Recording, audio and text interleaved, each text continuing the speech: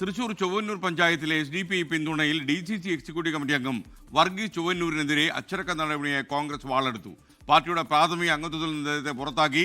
സൂരജ് സജി വിവരങ്ങൾ നൽകും തൃശൂരിൽ നിന്ന്. ഗുഡ് മോർണിംഗ് സൂരജ്, പറയൂ.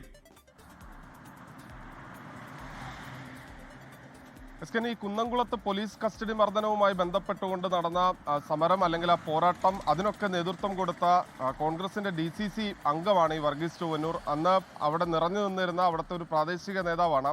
ആ വർഗീസ് ചൊവ്വന്നൂരിന് SDP ബന്ധത്തിൽ വീഴ്ചയുണ്ടായി എന്ന് കണ്ടെത്തിയാണ് ഇപ്പോൾ വർഗീസ് ചൊവ്വന്നൂരിനെതിരെ DCC നടപടിയെടുത്തിരിക്കുന്നത്.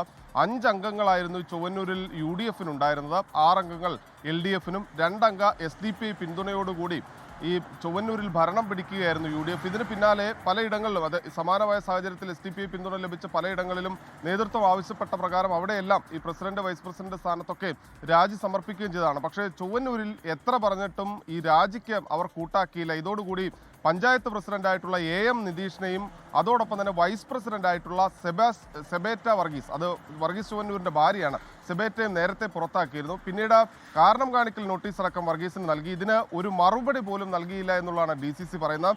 ഈ സാഹചര്യത്തിലാണ് വർഗീസിനെ പ്രാഥമിക അംഗത്വത്തിൽ നിന്ന് തന്നെ DCC ഇപ്പോൾ പുറത്താക്കിയിരിക്കുന്ന സ്കെയിൽ. ലോകത്തെവിടെയായാലും ഏത് സമയത്തും 24 വാർത്തകളും ഓഗ്മെന്റഡ് റിയാലിറ്റി പാക്കേജുകളും എക്സ്പ്ലെയിനറുകളും വിശദമായി കാണാൻ ഞങ്ങളുടെ YouTube ചാനൽ നിങ്ങൾക്ക് സബ്സ്ക്രൈബ് ചെയ്യാം.